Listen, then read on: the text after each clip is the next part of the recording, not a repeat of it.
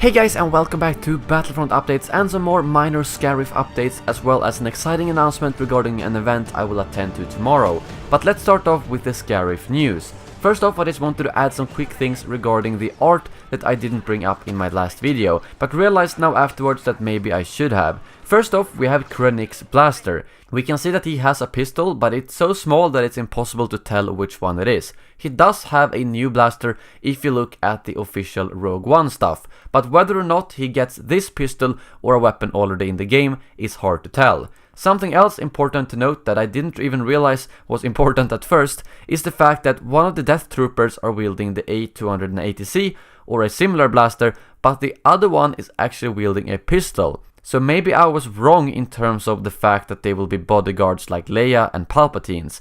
It could also be that they just look like that in the art, or that they actually have two blasters instead of having a smart rocket or homing shot.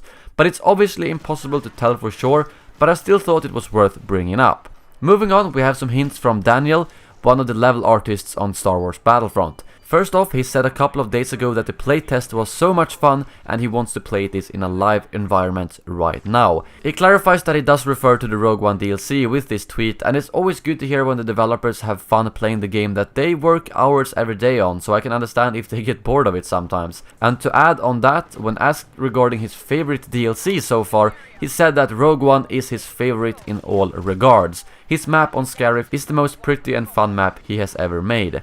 Although anything said by someone working on a game should be taken with a grain of salt, he didn't say this about the previous DLCs, so this does indeed sound very promising, and I think just judging by the short footage yesterday, I'm already willing to agree that it might be the most pretty map so far. Next up, we have a few tweets from Dennis, who keeps on answering questions although he is on paternity leave. Good guy Dennis. Someone asked him a quite vague question saying multi-stage mode with space to ground or space and ground, to which he responds with both.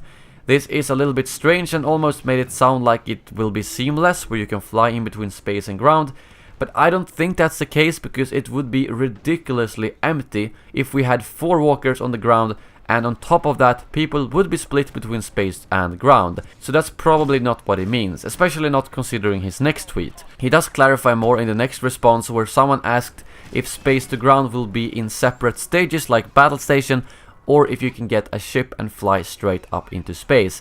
And Dennis responds with, like Battle Station, but more focused on ground this time around. I'm really glad to hear about this, as the main complaint from a lot of people were that we got too much flying in the Death Star. So it's really nice to hear that they are listening to our feedback. As I said yesterday, I would guess that we might get 2 phases on the ground and 1 phase in space. That is all the news for today, but I just wanted to let you know that I got a great opportunity by my YouTube network United Screens and EA to be a caster for a big Battlefield 1 event tomorrow called the Nordic Crater Challenge. It's basically an event where 4 teams from the Nordic countries, Sweden, Denmark, Norway and Finland, led by one YouTuber captain, will face off against each other in Battlefield 1. The event takes place at Inferno Online in Stockholm and starts around 2 PM tomorrow. I will be casting together with Johan Hedberg, also known as MatGeek, so I'm super excited for this, and it will be in English, so if you want to check out the stream, I will leave a link in the description below to that. And if you live in Stockholm, feel free to stop by and say hi. But that is all for this video. Thank you very much for watching, and as always, may the Force be with you.